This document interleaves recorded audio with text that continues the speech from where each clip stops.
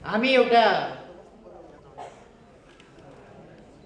विशेष दिनमा पनि छौँ आज तमु लोसार 2077 को दिन हो। गाई वर्ष उहाँहरूको विश्वास अनुसार गाई वर्ष प्रवेश गरे।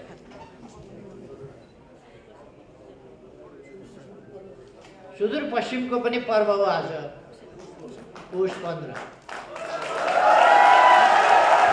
यी चाडहरूको अवसरमा म सबै साथीहरूलाई हार्दिक बधाई भन्न चाहन्छु, शुभकामना भन्न चाहन्छु। नेपाल बहुजातीय, बहुभाषिक, धेरै प्रकारका आस्थाहरू भएको, बहुसांस्कृतिक, अत्यन्तै सुन्दर र स्रोतले भरिएको प्रकृति, गौरवपूर्ण इतिहास, संघर्षपूर्ण जुझारू, आशावादी वर्तमान र सुन्दर भविष्य भएको यो देश हो। यस देशलाई यो ठाउँसम्म हामीले सजिलैसँग ल्याइ पुर्याएका छैनौँ।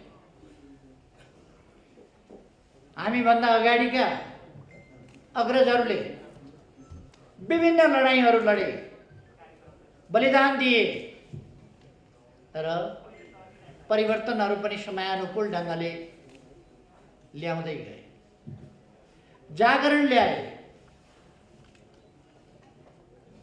मैले फेरि दोहोऱ्याइरहनु पर्दैन, नेपालमा अनगिन्ती अग्रजहरूले बलिदानपूर्ण सङ्घर्ष गर्नुभएको छ। सुदूरपश्चिमका मात्रै पनि अघि भर्खर साथीहरूले नाम लिनुभयो। बाँकावीरदेखि, दशरथ चन्ददेखि, भीमदत्त पन्तदेखि विभिन्न लडाकुहरू, आदि शहीददेखि अहिलेसम्मको जुझारू सङ्घर्षमा धेरैले जीवन दिए। यो सुदूरपश्चिम प्रदेश अलिकति पछाडि परेको थियो, अब सुदूरपश्चिम पछाडि पर्दैन। सुदूरपश्चिमको विकासका लागि हामीले बाटो समातिसकेका छौँ, मार्गचित्र कोरिसकेका छौँ। शिक्षाको क्षेत्रमा, स्वास्थ्यको क्षेत्रमा, सामाजिक विकासको क्षेत्रमा हामीले थुप्रै कामहरू, सामाजिक जागरणको क्षेत्रमा थुप्रै कामहरू गरेका छौँ। त्यहाँका विभिन्न उत्पीडनका कथाहरू अब निरन्तर रहन सक्दैनन्। ती उत्पीडनका कथाहरूलाई हामी अन्त्य गर्छौँ। उत्पीडनका कथा, उत्पीडनका प्रवृत्ति, कम्युनिस्ट पार्टीमा पनि नेता भयो भने अर्कोलाई उठ्नै नदिने, थिचेको थिचै गर्ने, थिचेको थिचै गर्ने। मैले चाहेर पनि सुदूरपश्चिमबाट अहिले 4 जना मन्त्री यही बसिरहनु भएको छ। कतिजना?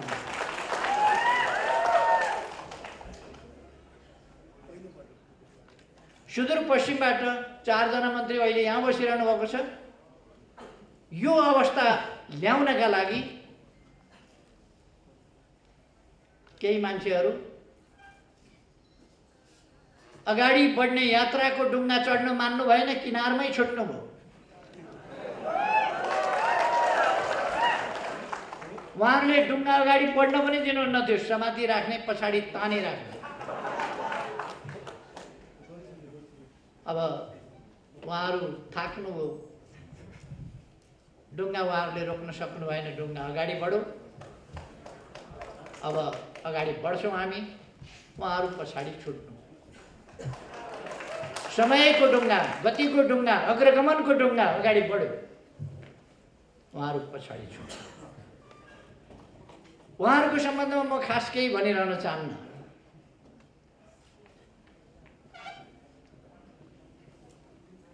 उहाँहरूका जुलुसमा हिजो उहाँहरूले के नारा लाउनुभयो, कस्ता नारा लाउनुभयो, महिलाहरूप्रतिको उहाँहरूको दृष्टिकोण के रहेछ, गणतन्त्रप्रतिको दृष्टिकोण के रहेछ, गणतान्त्रिक प्रणालीको सर्वोच्च संस्थाप्रतिको उहाँहरूको मान सम्मान के रहेछ,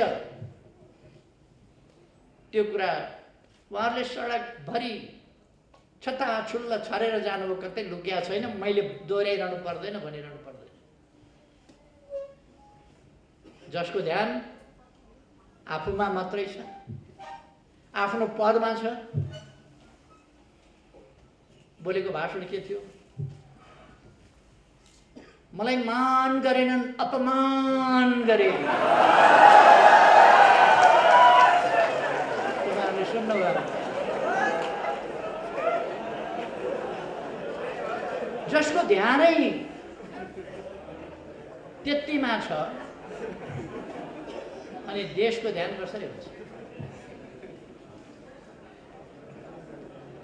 यतापट्टि म धेरै गइरहन, उहाँहरूको धेरै टिप्पणी पनि गरिरहन्न। म खालि 2-4 वटा तथ्य यहाँहरूलाई भन्न चाहन्छु। म आज तपाईहरुको अगाडि जो उभिएको छु, नेपालमा लोकतान्त्रिक, वामपन्थी र प्रजातान्त्रिक भनिएका दुईटै शक्तिहरू 17 साल पछिको निरङ्कुश दमनले क्षतविक्षत भएको अवस्था थियो। कांग्रेसहरू केही जेलमा थिए, केही प्रवासमा थिए, निर्वासनमा थिए, बाहिर आन्दोलन गर्न सक्ने हालतमा कांग्रेस थिएन। कम्युनिस्टहरू कि जेलमा थिए, कि निर्वासनमा थिए, कि टुक्रा टुक्रा भएर बसेका थिए, छिन्न भिन्न भएर। यत्रो पार्टी त्यसबेला कसैको भए त 17 सालमै राजा उल्टिन्थ्यो नि। 17 सालमै फ्याँकिन्थ्यो। लोकतन्त्रलाई फाल्ने राजा, जनतन्त्रलाई फाल्ने राजतन्त्र त्यतिबेरै फालिन्थ्यो। तर जनतालाई सचेत बनाइएको थिएन, संगठित बनाइएको थिएन। आफ्ना आफ्ना पछि कुदेपछि केही पनि हुँदैन। त्यस्तो अवस्थामा टुक्रा टुक्रा शक्तिहरू, जनताको शक्तिलाई टुक्रा टुक्रा पारेको अवस्थामा 50 वर्ष अघि हामीले एउटा नयाँ आन्दोलन, नयाँ अभियान सुरु गर्यौं। सही विचारका साथ अगाडि बढ्नुपर्छ। त्यसकारण पहिले आन्दोलनका निम्ति सही विचार टुङ्गो लगाउनुपर्छ। हामीले लोकतान्त्रिक गणतन्त्रको विचार टुङ्गो लगायौं। त्यसलाई प्राप्त गर्नका लागि त्यस विचारमा केन्द्रित परिवर्तनकारी समतामूलक समाज निर्माण गर्ने विचार, त्यसमा केन्द्रित भएको सुदृढ संगठन, व्यापक संगठन आवश्यक छ। त्यसकारण हामीले व्यापक संगठन र सुदृढ संगठन निर्माण गर्ने अभियान सुरु गर्यौं। अलिक पर्याप्त अनुभव र अध्ययनको कमी, उमेरको पनि कमी, अनेक कारणहरूले आन्दोलनमा केही कमीहरू पनि रहे। तर त्यसको मूल पक्ष बिल्कुल जायज थियो। जनताको हातमा शासन भएको, जनतामा सार्वभौम सत्ता रहेको, गणतन्त्रात्मक शासन व्यवस्था हुनुपर्दछ र सामाजिक समानता सहितको, न्याय सहितको लोकतन्त्र हुनुपर्दछ र त्यो लोकतन्त्र सुशासन र आर्थिक विकासको बाटोबाट अगाडि जानुपर्दछ र वास्तविक गणतन्त्र, गणतन्त्रात्मक लोकतन्त्र स्थापना हुनुपर्दछ।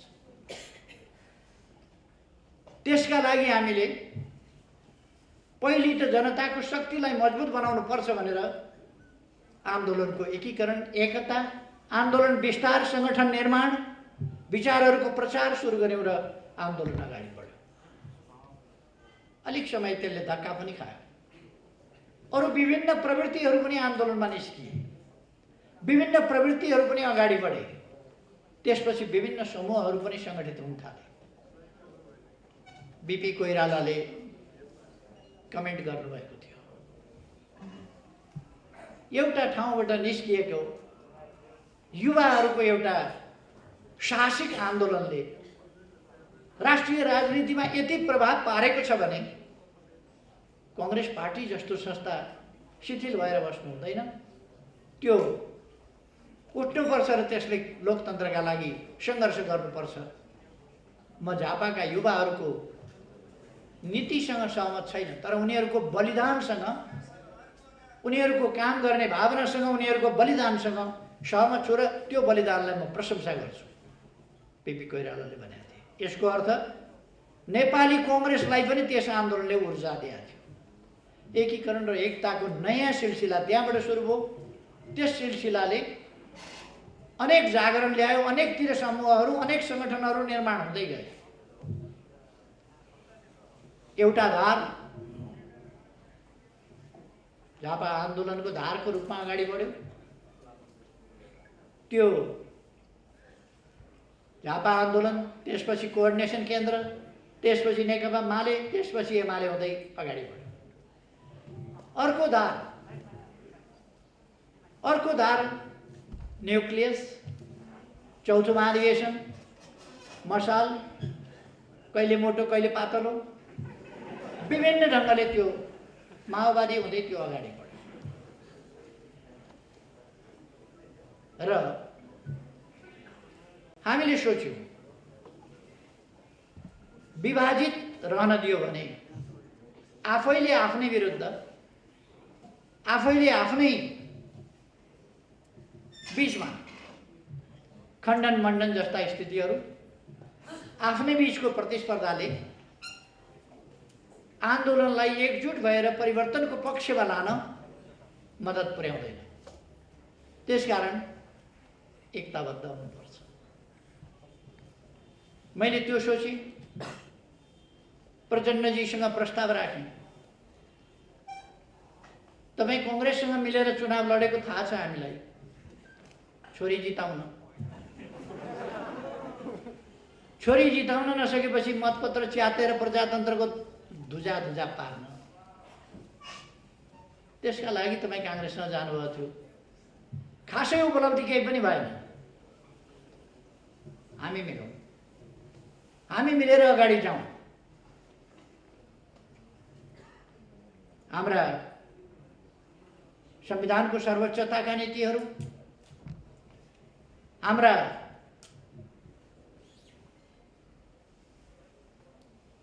शान्तिपूर्ण सङ्घर्षको कार्यदिशा,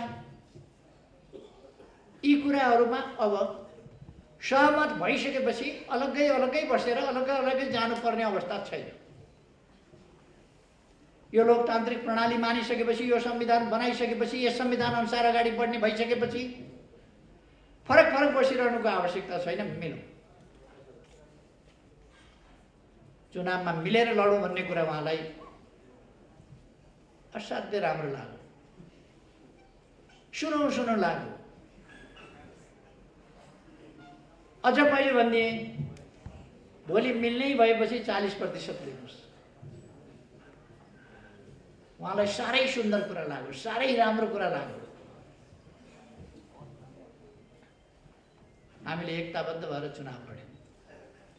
तपाईँहरूलाई थाहा छ, बहादुर भवन भनेको त्यहाँ कान्ति पथ हुन्छ।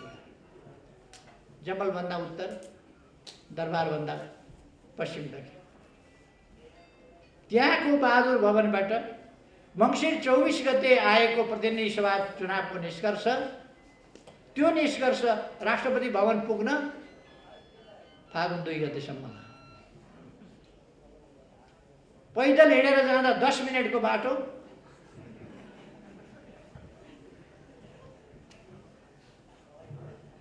सवा 2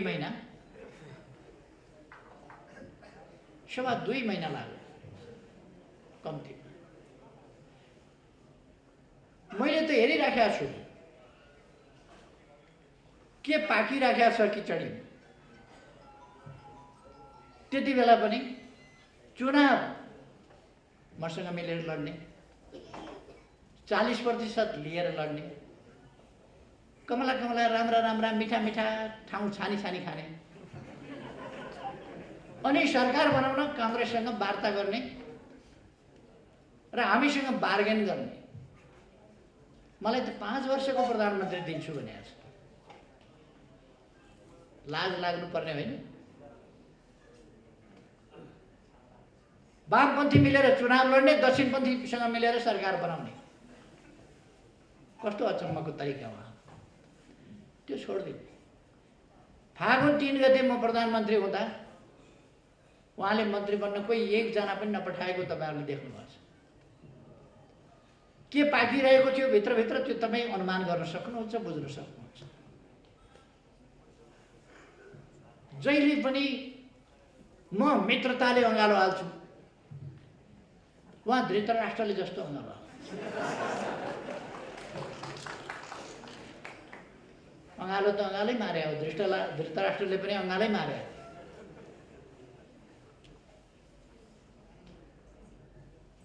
हाम्रो त्यही चलिरह्यो। उहाँको ध्यान कसरी कब्जा गर्ने, कसरी हत्याउने, त्यो मात्रै हुँदो रहेछ। मैले उहाँलाई अनेक सम्झाएँ, यो षड्यन्त्रकारी प्रवृत्ति छोड्नुहोस्, यो जाल जेल षड्यन्त्र र टिकडमको राजनीति छोड्नुहोस्। राजनीति भनेको धोका र बेइमानी मात्रै होइन, त्यसैमा नकुद्नुहोस्। राजनीति भनेको इमानदारिताका साथ देश र जनताको सेवा गर्नु, त्यसमा लाग्नु। यी 3 वर्षमा मेरा डोब साबुनका धेरै डल्लाहरू खर्च भए, धेरै स्याम्पू खर्च भयो, ड्रमका ड्रम पानी, ट्याङ्कीका ट्याङ्की पानी खत्म भयो। उहाँलाई धुँदा धुँदा सम्झाउँदा साबुन लायो पखालो जस्ता, साबुन लायो पखालो जस्ता। अन्तिममा तपाईँहरूले देखिहाल्नुभयो, अन्तिममा देख्नुभयो के हुँदो रहेछ। उहाँहरू बहुमत छ भन्दै हुनुहुन्छ। के को बहुमत छ उहाँहरू? के को? मैले एकताका लागि पार्टीभित्र माधव गुट छँदै थियो, मलाई थाहा थिएन, थाहा थियो नि माधव गुट छ। फेरि प्रचण्ड गुट, उसलाई उत्तिकै सिट दिँदाखेरि 2टा मिल्दा बहुमत पुग्छ उता भन्ने मलाई थाहा थिएन र। अनि यति 55-56 वर्ष राजनीति गरेको, 50 वर्ष अगाडिदेखि एउटा नयाँ आन्दोलन, एउटा नयाँ अभियान थालेर आएको मान्छेलाई यतिका टिकडम, उनीहरूले औँलामा थुक लाएर यस्तो गरेर सार्दै हुन्थ्यो। मैले त नबुझे जस्तो गरेर चुप लाएर बस्नु पर्यो। मेरो थुक यता औँलामा सरो, देख्यौ कस्तो जादु, यता औँलामा सरो, देख्यौ कस्तो जादु। यस्तो जादु उहाँहरूले धेरै देखाउनु, ए अँ हो भन्दै बस्यो। तर मैले देखेको छु औँला सट्ट सट्ट सार। उहाँहरूलाई मैले दिएको त्यो सङ्ख्या एकताका लागि दिएको थियो, एकीकरणका लागि दिएको थियो, यो देश बनाउनका लागि दिएको थियो, संविधान कार्यान्वयन गर्नका लागि दिएको थियो, स्थायित्वका लागि दिएको थियो, स्थिरताका लागि दिएको थियो, देश अगाडि बढाउनका लागि दिएको थियो। तर उहाँहरूले त्यो बहुमत आफ्ना स्वार्थका लागि प्रयोग गर्नुभयो। अपमान मान पाइन मैले, त्यसैका लागि प्रयोग।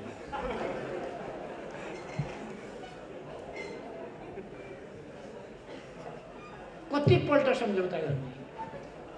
मेरो एउटा ब्रिफकेस भरिएको छ प्रचण्डसँगका सम्झौताले। कतिवटा सम्झौता गर्ने? आज सम्झौता गरौँ, भोलिपल्ट काँचै, फेरि अर्को सम्झौता गरौँ, फेरि अर्का दिन काँचै।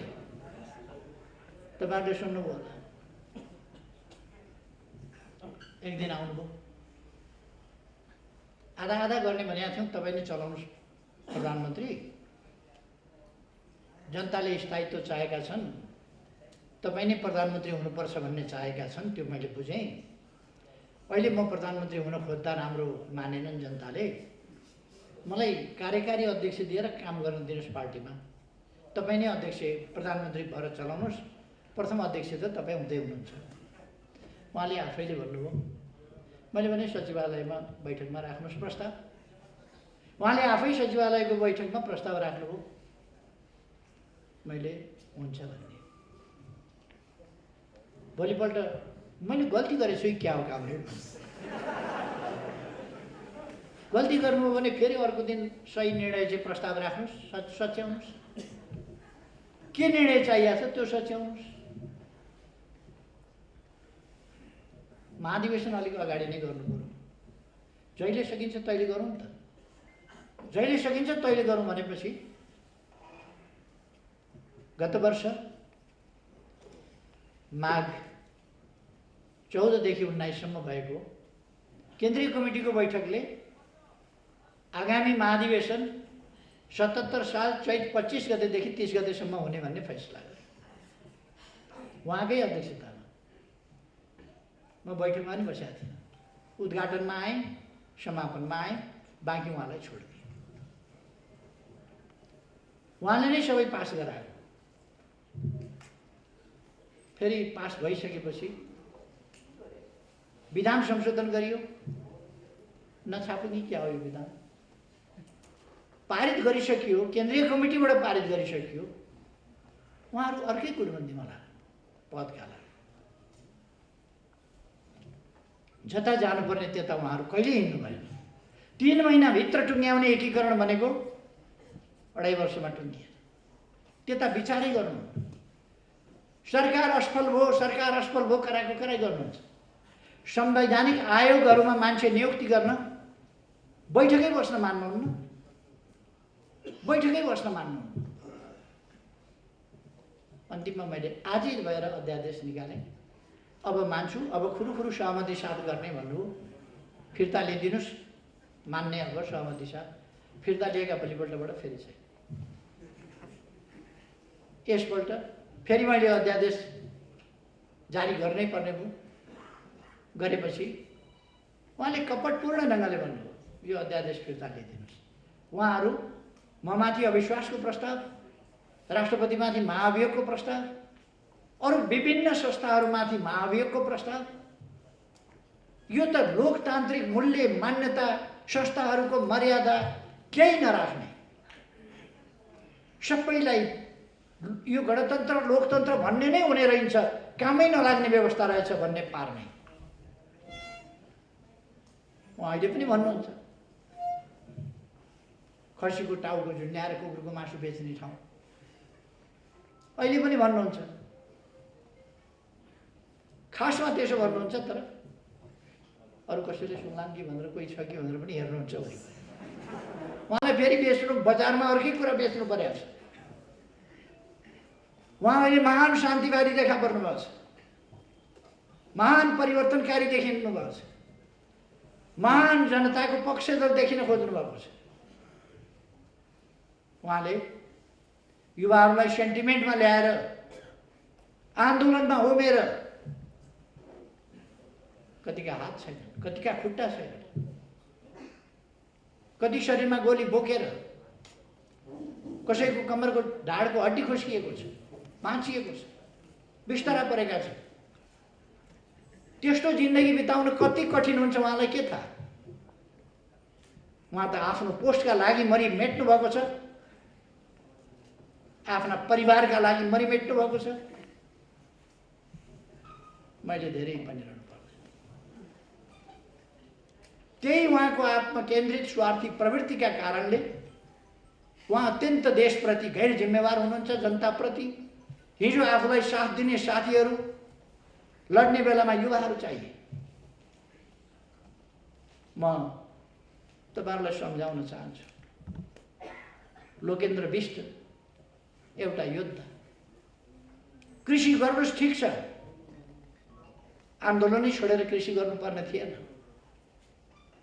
तर त्यो योद्धाको मनै उहाँले भाँसी दिनुभएको छ। त्यसकारण कहिले कालो धान उमार्न जानुहुन्छ, कहिले ड्रागन फ्रुट उमार्न जानुहुन्छ। हिजो उहाँलाई कालीबहादुर खामहरू चाहिन्थ्यो, आज खोइ कालीबहादुर खाम कहाँ छन्? किन चाहिँदैन उहाँलाई कालीबहादुर खाम? हिजो उहाँलाई बचाउन, उहाँलाई जिताउन ज्यान दिने हजारौंका परिवारको के अवस्था छ? ती बेसहारा भएका बाआमाहरूको अवस्था के छ? उहाँलाई चिन्ता छ? टुराटुरी भएका केटाकेटीहरूको उहाँलाई चिन्ता छ? उहाँका परिवारका नाता गोता म धेरै केही भन्न चाहन्छु।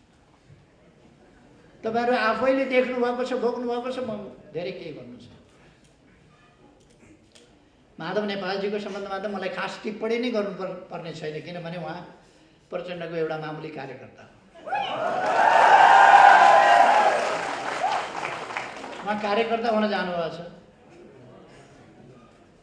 मलाई पदको लोभ छैन, म अरू जस्तो पल्लो लोभ होइन, तर मलाई उधारो हुँदैन नगदा। उधारो म पत्याउँदिन, हाताहाती चाहिन्छ नगद। नगद के रहेछ भने त द्वितीय अध्यक्ष। द्वितीय एउटा खास परिस्थितिमा हामीले दुईटा अध्यक्ष बनाएका थियौं।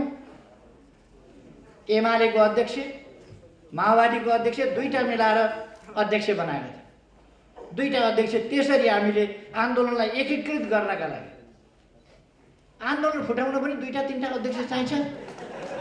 जुटाउन पो हामीले बनाएका थियौँ, फुटाउन पनि दुईटा तीनटा अध्यक्ष किन चाहियो? तर मन भनेको अचम्मकै हुँदो रहेछ। न सभापति हुन पाउने, सभापति पनि प्रचण्डले चलाउने हो। छेउमा बस्न पाएकै थियो, फेरि सभापति अध्यक्ष नै नहुने किन हो त्यो चाहिँ मैले बुझेको छैन। उहाँको बारेमा म कुनै कमेन्ट गर्दिनँ, बिचरा दुखी मनमा हुनुहुन्छ, दुखी मन। उहाँको मैले खास कमेन्ट गर्नु छैन।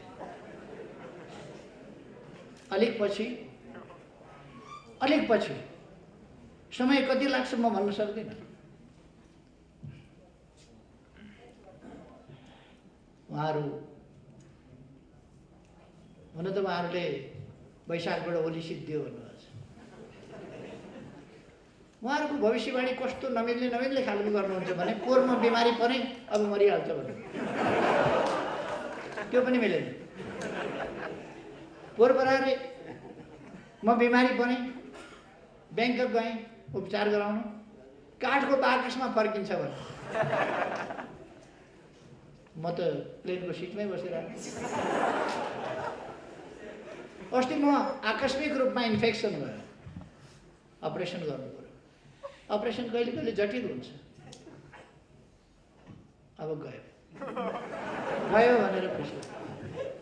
उहाँहरूको भविष्यवाणी हुने खालको गर्दै गर्नुहुन्न। म मर्न त मर्छु, एक दिन मरिहाल्छु। उहाँहरूको आकाङ्क्षा पुरा हुन्छ, अगाडि पछाडि कसको कहिले के, अब यो टुङ्गो हुँदैन प्रकृतिको, तर म चाहिँ एक दिन मर्छु। तपाईँहरूलाई सुन्न राम्रो लाग्दैन म मर्छु भन्ने कुरा, तर मर्छु, सत्य हो। मान्छे मरोस् भन्ने कल्पना विरोधीलाई, शत्रुलाई पनि गर्नु सभ्यता होइन। विरोधीको पनि स्वास्थ्य लाभको कामना गरिन्छ। मैले लड्नु छ भने एउटा अशक्त कमजोर रोगीसँग लड्न चाहन्न। अलिक मजबुत पाखुरा भएको, बलियो, राम्रै मसलदार, खेल्न जानेकैसँग खेल्न मजा आउँछ। त्यसकारण सुस्वास्थ्य रहनु, सुस्वास्थ्यको कामना गरिन्छ। उहाँहरूको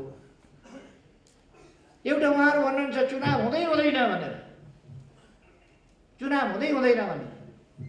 वैशाखको चुनावमा केपी ओली पत्तासा भन्नुभयो, फेरि चुनाव हुँदै हुँदैन पनि भन्नुहुन्छ, वैशाखको चुनावमा केपी ओलीको पत्तासा पनि।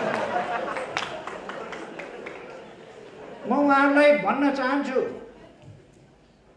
भन्न चाहन्छु। तपाईहरूले पनि केही सिट चाहिँ ल्याउनुहोस् भन्ने मेरो शुभकामना छ। केही सिट ल्याउनुहोस्, तर त्यसका लागि अहिलेदेखि तयारी गर्नुहोस्। यो सडकमा गएर बेकार अलकत्रमा बसेर कपडा बिगारेर काम छ। घाम लागेको बेला अलकत्रमा बस्नुपर्छ कपडा बिगार्न। अचम्म के भने लोकतन्त्र आइसक्यो। उहाँहरूले भने होइन अस्ति नै, अब सडकमा गइरहनु पर्दैन। अब लोकतन्त्र आइसक्यो, सदनबाटै सबै काम गर्न सकिन्छ। लोकतन्त्रको एउटा राम्रो सबभन्दा आधारभूत कुरो के हो लोकतन्त्र? समय समयमा आवधिक निर्वाचन, समय समयमा जनताका बीचमा जाने, जनताबाट ताजा जनादेश लिने, जनताबाट अनुमोदित हुने, त्यो लोकतन्त्र। उहाँहरू परपर भित्तो हान्नुहुन्छ सिंगौरी खेलेर, वहीँ कोसरी हुन्छ, नजिकै आएर भिड्न डराउनुहुन्छ। परपर सिंगौरी खेल्न सजिलो छ, उहाँहरू सिंगौरी खेलेर हिँड्नुहुन्छ। कहिले माइती घर मण्डला, कहिले प्रदर्शनी मारेर सिंगौरी खेलेर हिँड्नुहुन्छ। एक्लै सिंगौरी खेल्दाखेरि कुनै खतरा हुँदैन, राम्रो छ। चुनावमा भिडेका बेला उहाँहरूलाई थाहा हुनेछ, जनताले मतदान गरेका बेला थाहा हुनेछ। मेरो सुझाव छ केही सिट तपाईँहरू पनि जित्नु छ भने अहिलेदेखि चुनावको तयारीमा लाग्नुहोस्। उहाँहरू हल्ला गरिरहनु भएको छ कराएर। संसद पुनर्स्थापना हुन्छ। संसद पुनर्स्थापना संविधानले मिल्दैन। संविधानले मिल्ने भए पुनर्स्थापना हुन्थ्यो, संविधानले मिल्दैन। 64% बहुमत भएको सहरमा सम्मत बहुमतको नेताले। अहिले संसद विघटन भएपछि को कता छ के छ त्यो बेग्लै कुरा होला। जति बेला मैले विघटनको सिफारिस गरेँ त्यति बेला संसदको 64% बहुमतको सर्वसम्मत नेता हुँ म। त्यस हैसियतले मैले सिफारिस गरेको छु विघटन। अब बाँकी 36%मा विकल्प बन्छ। विकल्प भनेको बहुमत चाहिन्छ। विकल्प भनेको 51% चाहिन्छ। त्यहाँ 51% बिना सरकार बन्दैन। सरकार बन्ने विकल्प छैन भने संसद पुनर्स्थापना के का लागि हुन्छ? अस्थिरताका लागि, तमासाका लागि हुन्छ। संसद पुनर्स्थापनाको सम्भावना छैन। कतिले भन्छन् फेरि संविधानले होइन, हाम्रा कतिपय वकिल साहबहरू पनि संविधानले होइन राजनीतिक आग्रहवश भन्छन्। संविधानमा विघटनको कुरै देखाएको छैन। धारा 76 को उपधारा 7 मा प्रधानमन्त्रीको सिफारिसमा राष्ट्रपतिले प्रतिनिधि सभा विघटन गर्नेछ र नयाँ निर्वाचनका लागि मिति तोक्नेछ। नयाँ मिति तोक्ने कुरा राष्ट्रपतिले तोक्ने त्यसमा व्यवस्था छ। 5 वर्ष अगाडि संसद विघटन हुनै सक्दैन भन्नुहुन्छ उहाँहरू। धारा 85 ले भन्छ अगावै विघटन भएमा बाहेक संसदको अवधि 5 वर्षको रहनेछ। अनि राजनीतिक आग्रह देखाएर हुन्छ? संविधानमा के व्यवस्था छ हेर्नु पर्यो। दुनियाँको अभ्यास के छ हेर्नु पर्यो। बेलायतमा लिखित संविधान छैन, तर अस्ति भर्खर संसद विघटन भयो, निर्वाचन भयो। निर्वाचन हुँदैन। संसदीय प्रणालीमा प्रधानमन्त्रीको प्रेरोगेटिभको रूपमा यसलाई मानिन्छ। अब चुनाव हुँदैन के न हुन्छ, बर्बाद हुन्छ, संविधान जान्छ, व्यवस्था जान्छ, गणतन्त्र जान्छ। तपाईहरु भन्नुहोस् त के संविधान जान्छ चुनाव गर्दा? चुनाव गर्दा गणतन्त्र जान्छ? चुनाव गर्दा लोकतन्त्र जान्छ?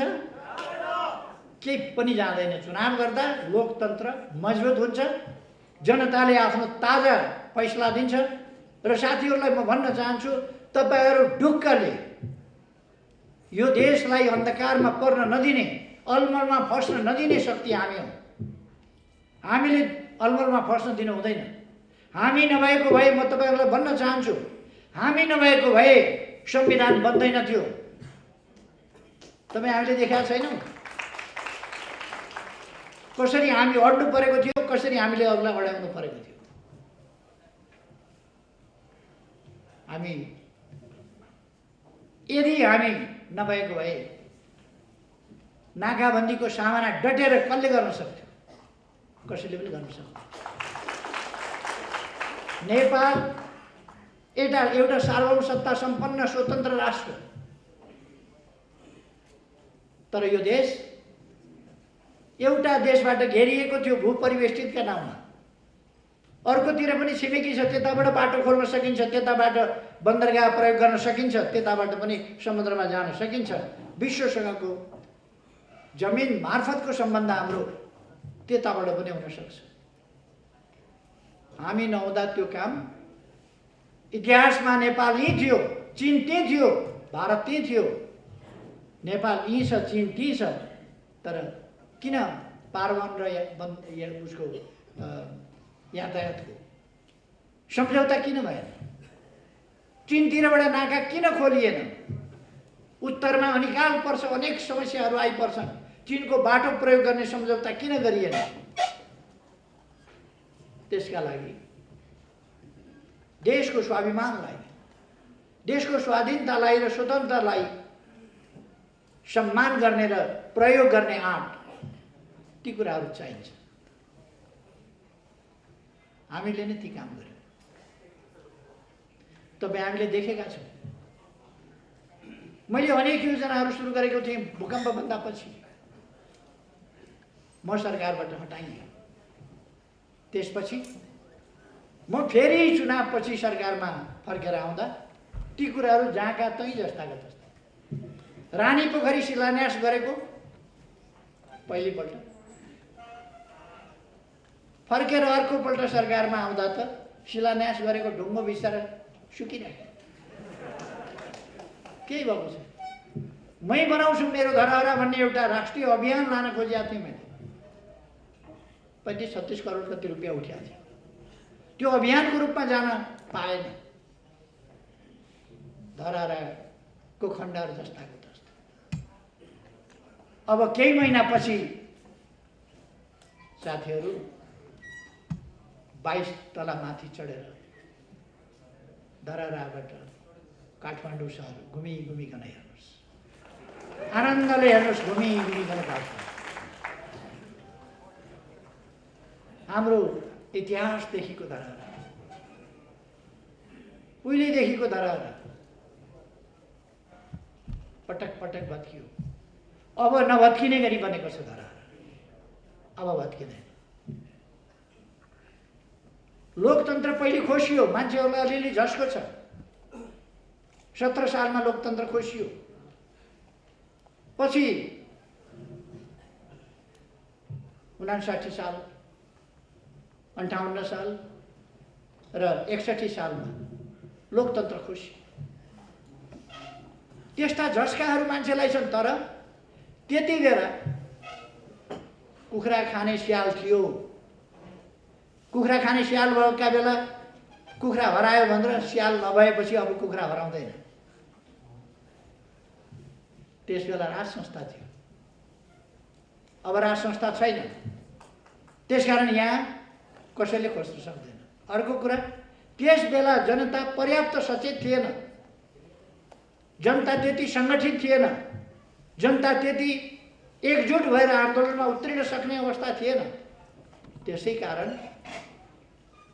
कारण लोकतन्त्र खोसिन्थ्यो। अब जनता सचेत छ, सङ्गठित छ।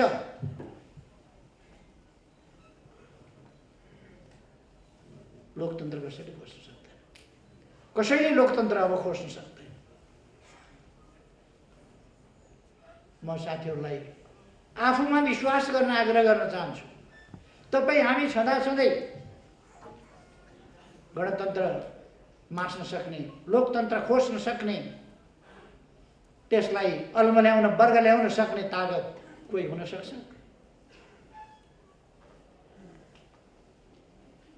म धेरै कुरा केही भनिरहन आवश्यक देख्दिनँ। अहिले मैले केही पूर्वानुमान धेरै गर्नु पनि छैन। तर अब चुनाव हुन्छ। केही मान्छेहरू किन उताउलिएका हो मलाई थाहा छैन। अहिले चुनाव घोषणा भएपछि मैले प्रचण्डलाई भने, चुनाव घोषणा भएको छ, मिलेर चुनावमा जाउँ।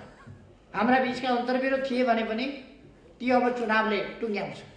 मिलेर चुनाव जाउँ, सामना गरौँ। उहाँ मान्नुभयो। उहाँहरूले त केपी ओलीलाई पार्टीबाट निकाल्यौँ भन्ने घोषणा गर्नु। उहाँले दिएको सदस्यता हो र मलाई।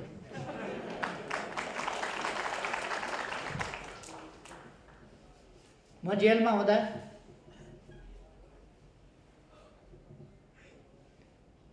हुँदा एउटा आन्दोलन चलिराखेका बेला आन्दोलनमा सरिक भएर हो कि तमासा हेर्दा हो, एउटा कलिलो केटो पनि समातेर ल्याएछ जेलमा। मैले भेटाएको थिएँ। सम्झाएर बुझाएर राजनीतिकरण गरेर वामपन्थी बनाएर अलिअलि काममा लगाइयो। विद्यार्थी नेता बनाइयो। सुदूरपश्चिमको पनि परेछ त्यसमा। म पूर्णकालिक भएको 5 वर्ष भएको थियो। भूमिगत भएको 3 वर्ष भएको थियो। मोरङ आउँदा विराटनगरमा महेन्द्र मोरङ कलेजमा पढ्दै गरेको एउटा विद्यार्थी भेटेँ। इमान्दार विद्यार्थी, राम्रो सहयोगी भावनाको विद्यार्थी भेटेँ। उसलाई मैले राजनीतिमा लाग, राम्ररी काम गर्नुपर्छ, देशमा परिवर्तन ल्याउनुपर्छ सम्झाएँ, उत्साहित गरेँ, प्रेरित गरेँ। त्यो मान्छे त्यसको 1-1.5 वर्षपछि राजनीतिमा सरिक भयो। पहिले इमान्दार थियो, सोझो थियो त्यो मान्छे। पछि ब्याङ्कमा काम गर्ने मान्छे। त्यसो भएर आदत के बनेछ भने उधारो हुँदैन। पछि कपट पसेछ। पहिले जस्तो छैन त्यो मान्छे।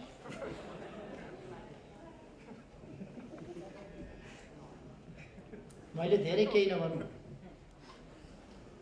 प्रचण्डसँग एकता गरियो। हिन्दीमा एउटा उखान भन्छ, मौत आती है तो चिट्ठी के पैरू गाते।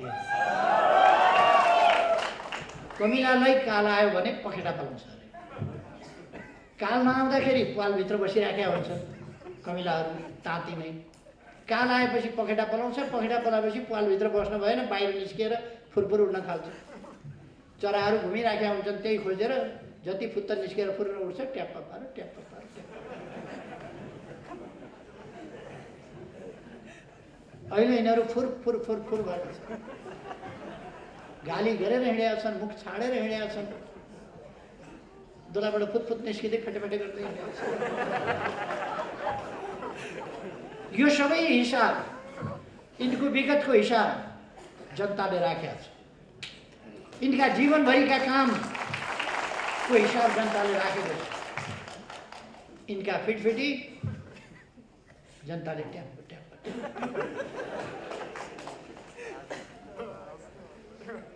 यो फुरफुरहरू केही होइन। त्यसै कारण आत्तिया छ, त्यसै कारण आत्तिएका छ। चुनाव भएपछि भनेपछि सातो गएको छ। म फेरि पनि आग्रह गर्न चाहन्छु, तपाईँहरू आउनुहोस्। स्वस्थ निर्वाचन हुनेछ, स्वच्छ निर्वाचन हुनेछ, निष्पक्ष निर्वाचन हुनेछ, धाँधली रहित निर्वाचन हुनेछ। बत्ती निभाइने छैन, मतपत्र च्यातिने छैन। आउनुहोस् न चुनावमा आउनुहोस्। तर मतपत्र च्यात्छु र बत्ती निभाउँछु भन्ने ठान्नु भएको छ भने त्यो पनि हुन दिइने छैन। त्यो चाहिँ तयारी छ। अब बत्ती निभाउन पाइँदैन। बाक्सा साट्न पाइँदैन, मतपत्र च्याप्न पाइँदैन, यस्तो तमासा लोकतन्त्रमा गर्न पाइँदैन। स्वच्छ निर्वाचन हुनुपर्छ। स्वच्छ निर्वाचन, शान्तिपूर्ण ढङ्गले निर्वाचन हुन्छ। तपाईहरु आउनुहोस् निर्वाचनमा भाग लिन, नडराउनुहोस्। अब तपाईले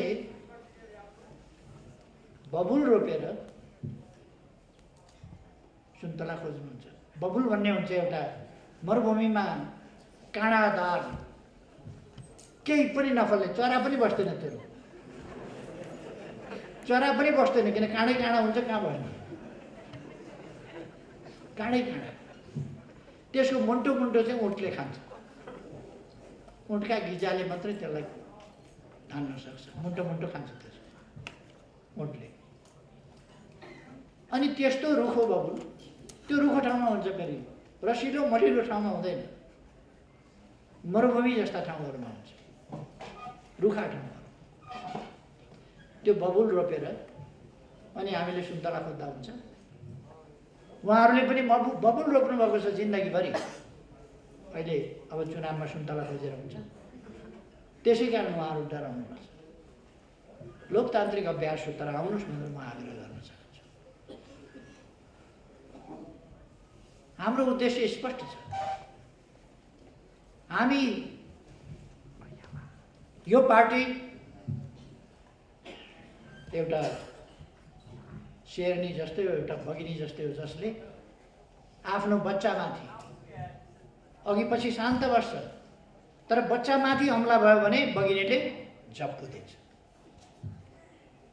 हामीले जीवन अर्पण गरेर, हाम्रा शहीदहरूले जीवन अर्पण गरेर ल्याएको, बडो कठिनले ल्याएको संघीय लोकतान्त्रिक गणतन्त्र, हामीले बडो मुस्किलले बनाएको, लडेर बनाएको संविधान, यसमाथि कसैले खतरा पैदा गर्छ भने हाम्रो पार्टीले जप्पु दिन्छ। त्यो कुरा सही हुँदैन। हामी संघीय लोकतान्त्रिक गणतन्त्रको रक्षाका निम्ति उभिन्छौँ। उहाँहरूले केपी ओली तानाशाह भन्नुहुन्छ। एकपल्ट महाधिवेशन नगर्ने, एकपल्ट चुनाव नगर्ने, एकपल्ट प्रतिस्पर्धा नगर्ने, प्रतिस्पर्धा एकपल्ट नगर्ने, प्रतिस्पर्धासँग डराउने, प्रतिस्पर्धा गर्नु पर्यो भने हार्ने, हारेपछि मतपत्र च्याप्ने, त्यो इतिहासबाट आएको हो केपी ओली।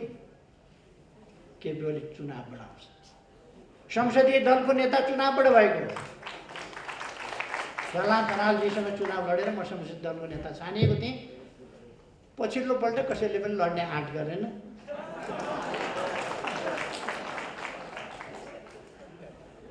माधव नेपालजीसँग 9 महाधिवेशनमा चुनाव लडेर अध्यक्ष भएको हुँ। म आँखा देख्दैन थिएँ, ठिक हो, त्यस बेला आँखा देख्दैन थिएँ, मेरो आँखामा फुलो परेको थियो, दुईटै आँखामा औषधिको कारणले, त्यो हटाएपछि ठिक। उहाँहरूले प्रचार गर्नुभयो, यो आँखा पनि देख्दैन। उहाँहरूले प्रचार गर्नुभयो, यो हिँड्न पनि सक्दैन। हो, म हिँड्न सक्ने थिइनँ, दौड्न सक्ने थिइनँ, तर देश चलाउने भनेको दौड प्रतियोगितामा अगाडि जानेले देश चलाउने हो र?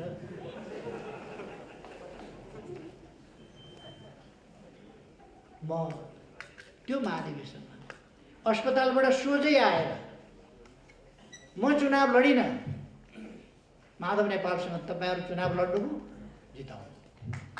म त के चुनाव लड्ने, म त बस्ने बाहेक उठ्न नसक्ने हालतमा थिएँ, समातेर हिँडाउनु पर्थ्यो, त्यो हालतमा थिएँ म। भर्खर हस्पिटलबाट डिस्चार्ज गरेर आएँ। तपाईहरुले चुनाव जिताउनु। अब फेरि पनि उहाँहरू चुनावमा आउन तयार हुनु। उहाँहरू अध्यक्ष मागिरहनु भएको छ, अध्यक्ष चाहियो। अध्यक्ष छोडिदिने हो भने ठिक छ नि त, आउनुहोस् न त चुनाव गरौँ। ल म छोडिदिन्छु, चुनाव गरौँ। चुनाव गर्न आँट गर्नुहुन्न। अघि लेखराजजीले भन्नुभयो नि, 2 ठाउँबाट चुनाव हार्ने, संविधान सभामा आउने, स्प्रिङ बोर्डमा ठ्याक्क उफ्रिए जस्तो गरेर प्रधानमन्त्रीमा जाउँ। चुनाव हारेको संविधान सभा सदस्य, संविधान सभाको संवैधानिक समितिको सभापति जम्प, अर्को स्प्रिङ बोर्डबाट फेरि जम्प, फेरि अर्को स्प्रिङबाट हाई जम्प। कस्तो गजब! जम्प, हाई जम्प, पोल जम्प। प्रधानमन्त्री चुनाव हारेको मान्छे अन्तिममा पोल जम्पबाट माथि पुगिराखेको, दुनियाँ छक्क। त्यस्तो लोकतन्त्र खोज्नुहुन्छ उहाँहरू, त्यस्तो लोकतन्त्र। मलाई धम्काएर प्रधानमन्त्री चाहियो। कसरी ती झुटा आरोप पत्रहरूको पुलिन्दा पेश गरेर, झुटा आरोप पत्रहरूको पुलिन्दा, लान्छनाहरूको पुलिन्दा पेश गरेर म उहाँहरूलाई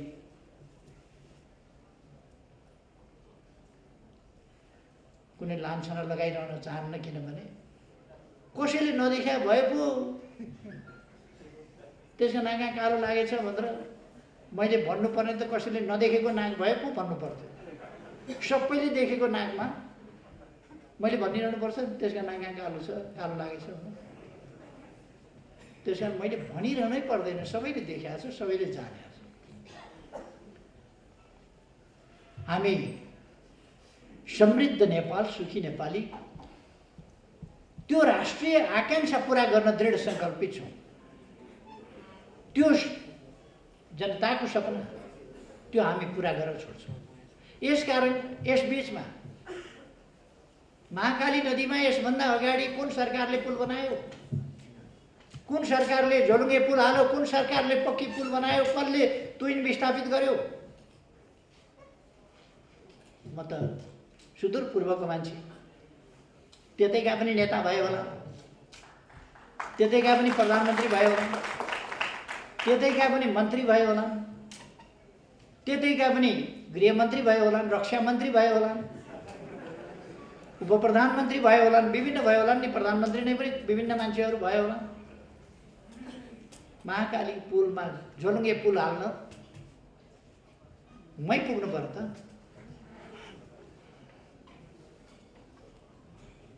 अनि विभिन्न बाटोहरूको सञ्जाल बनाउन, बाटाहरू विस्तार गर्न, आयोजना उहिलेको थियो भन्न गफ गर्नलाई त कति सजिलो रहेछ। हिजो झलनाथ खनालजीले भाषण गर्नुभयो नि, धरहरा केपी ओलीले बनायो भन्छन्, नचाहिने कुरा केपी ओलीले बनाएको हो र इन्जिनियरले बनाएको हो।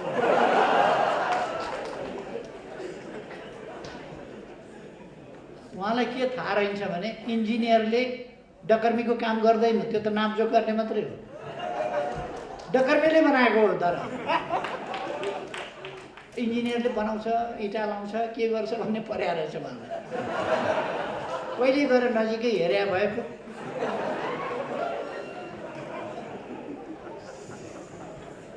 त्यो कसले काम गर्छ भनेर हेर्नु पर्यो नि, त्यो थाहा पाउनु पर्यो नि। हुन त उहाँहरू त्यसो भन्नु होला। अहिले 4,4500 किलोमिटर डबल लेन, 4 लेन, 6 लेनका बाटाहरू बनाएका छन्। तर यहाँ धनगढीको बाटो 6 लेनको बनेको छ। कोहलपुर नेपालगञ्ज तपाईँहरूले देख्नुभएको छ, कपिलवस्तु जाने बाटो देख्नुभएको छ, भैरवाई एयरपोर्टबाट कपिलवस्तु जाने बाटो तपाईँहरूले देख्नुभएको छ, पथलैया वीरगञ्जको बाटो देख्नुभएको छ, बुटवलबाट नारायणघाट आउने बाटो पूर्व पश्चिम राजमार्ग चौडा गरिँदै गरेको देख्नुभएको छ तपाईँ। पूर्व पश्चिम रेलमार्ग बन्दै गरेको तपाईँहरूले देख्नुभएको छ। हामीले उहिले रेलहरू थियो नेपालमा, अरे अहिलेको समयमा फेरि हामीले रेल किनेका छौँ, रेल मार्ग बनाएका छौँ, रेल सुरु गरेका छौँ। अब केही दिनभित्र हामी शिलान्यास गर्दैछौँ। पूर्व पश्चिम रेल बन्दैछ, अब उत्तर दक्षिण रेल बन्दैछ, केरुङ काठमाडौँ बन्दैछ, डिपिआर सकियो भारतबाट, रक्सौलबाट काठमाडौँ आउने रेल। विभिन्न एयरपोर्टहरू चौडा हुँदैछ। धनगढी एयरपोर्ट तपाईहरुले देख्दा देख्दै राति उड्ने बनाइएको छ। सुर्खेत एयरपोर्ट तपाईहरुले देख्नुभएको छ। विभिन्न एयरपोर्टहरू राति पनि उड्ने सुविधा, विस्तार, नयाँ एयरपोर्टको निर्माण तीव्र गतिले तपाईहरुले देख्नुभएको छ। हामीले चाँदनी दोधारामा अर्को सुखा बन्दरगाह त्यहाँ निर्माण गर्दैछौँ। औद्योगिक क्षेत्र त्यहाँ निर्माण गर्दैछौँ। दैजीमा यस्ता कामहरू नयाँ नयाँ कामहरू भइरहेका छन्। हामीले एकैचोटि एकै दिनमा 396 हस्पिटल उद्घाटन गर्ने भने विभिन्न प्राविधिक कारणले कतिवटा हस्पिटल भोलिपल्ट मात्रै हामीले उद्घाटन गर्न सक्यौं। तर 309वटा हस्पिटल देशभरिमा एकै दिन हामीले शिलान्यास गर्यौं। एकै दिन 309वटा। यो ऐतिहासिक रेकर्ड होइन। 72 साल वैशाखमा भुइँचालो गयो। मैले कानुन बनाएर पुनर्निर्माण प्राधिकरण निर्माण गरेर काम सुरु गरेको थिएँ। मलाई हटाइयो। फर्केर आउँदा के भएको छ भन्दा केही पनि भएको छैन, जस्ता तस्तै। अहिले हामीले 7 लाख घर निर्माण गरेर जनतालाई हस्तान्तरण गऱ्यौँ। 7 लाख घर निर्माण गरेका छौँ। स्कुल कलेजहरू निर्माण गरेका छौँ।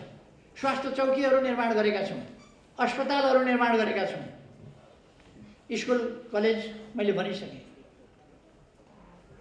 विद्यालयका कतिपय क्षतिग्रस्त, विश्वविद्यालयका क्षतिग्रस्त भवनहरू निर्माण गरेका छौँ। पुरातात्विक महत्त्वका मठ, मन्दिर, मस्जिद विभिन्नलाई पुनर्निर्माण गरेका छौँ। यो तपाईहरुले देख्नुभएको छ। 12 वर्षमा आँधीहुरी आएर 869 छाप्राहरू उडायो। अहिले हामीले टोयलेट बाथरुम सहितका 869 पक्की घरहरू बनाएर ती विस्थापित भएका जनतालाई फेरि आवास हस्तान्तरण गरेका छौँ। यति तीव्रताका साथ कसैले कहिल्यै गरेको थियो? यति तीव्रताका साथ कहिल्यै काम भएको थियो?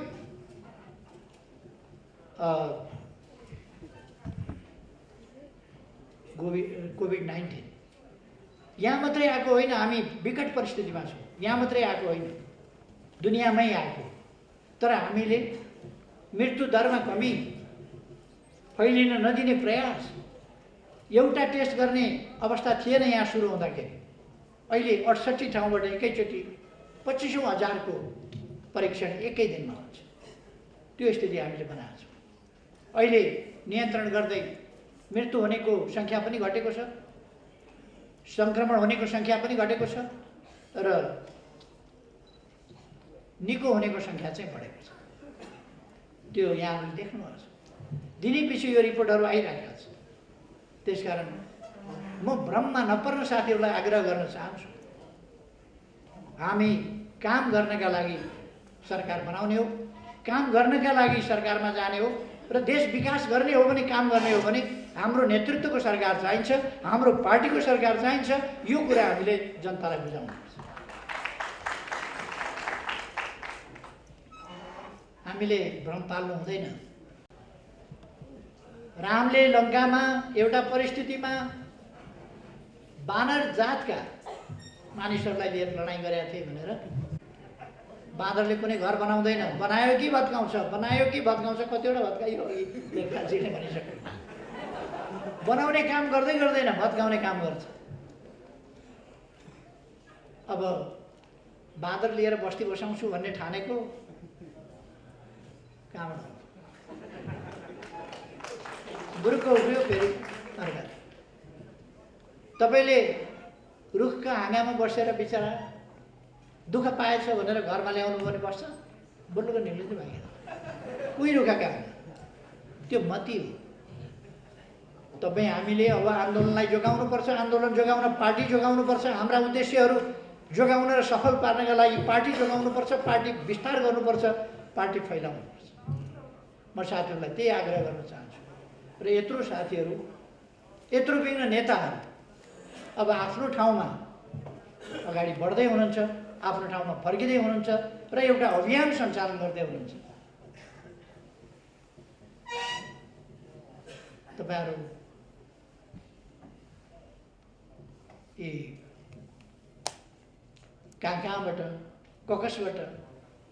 ककसका लागि का लागि कुदेका मान्छे हुन्, कुदाइएका मान्छे हुन्। ती मान्छेहरूको कुरा छोड्दिनुहोस्, आश मार्दिनुहोस्, तिनीहरूलाई बिर्सिदिनुहोस्, आफ्नो अभियान सम्झिनुहोस्, आफ्ना उद्देश्य सम्झिनुहोस्, अगाडि बढ्नुहोस्। केही साथीहरू शपथ ग्रहणलाई छुट्नुभएको छ। शपथ ग्रहणलाई छुटेका साथीहरू आज अहिले साँझ 8 बजे बालुवाटारमा नै शपथ ग्रहण गराउने त्यो कार्यक्रम राखिएको छ। केही साथीहरू लिस्टमा पनि छुट्नु भएको होला, त्यसको पनि ध्यान दिइनेछ। साथीहरूलाई यो असन्तुष्ट हुने बेला होइन, चित्त दुखाएर बस्ने बेला होइन। असल कार्यकर्ताहरूले चित्त नदुखाई, असन्तुष्ट नभइकन काममा होमिने हो। कामको मूल्याङ्कन हुन्छ, योगदानको मूल्याङ्कन हुन्छ, इतिहासको मूल्याङ्कन हुन्छ। यथोचित ढङ्गले फेरि जिम्मेवारी सबै साथीहरूलाई दिइनेछ। त्यसकारण म कुनै चिन्ता नगर्न म साथीहरूलाई आग्रह गर्न चाहन्छु र तपाईहरु सफल हुनुहोस् आफ्ना आफ्ना ठाउँमा। सुदूरपश्चिम प्रदेश हाम्रो पार्टीको कब्जामा पर्दछ।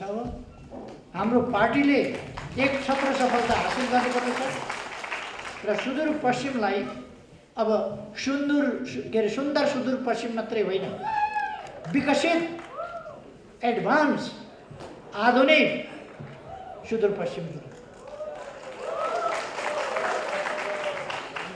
त्यस्तो सुदूरपश्चिमको रूपमा विकास गर्न, अरू आएर विकास गरिदिने होइन, हामीले विकास गर्नुपर्छ। हाम्रो विकासमा अरूले पनि अलिअलि सहयोग गर्न सक्छ, हामी अरूको पनि सहयोग लिन सक्छौँ। त्यहाँ हामीले औद्योगिक क्षेत्रहरू खोल्दैछौँ, अरू कुराहरू गर्दैछौँ, कृषिको आधुनिकीकरण गर्दैछौँ। हाम्रो अभियान अगाडि बढेको छ। महिला दिदीबहिनीहरूको जागरणका लागि, उत्थानका लागि बुढो भएदेखि बच्चा पैदा गर्ने र नेतृत्वको आफ्नो निजी स्वार्थ केही पनि छैन, लिनु केही पनि छैन, देश बनाउने मात्रै उद्देश्य। यस उद्देश्यमा सबै एकजुट भएर अगाडि बढ्न आह्वान गर्छु। तपाईहरुमा फेरि एकपल्ट सबैमा धेरै शुभकामना साथ आफ्नो धन्यवाद।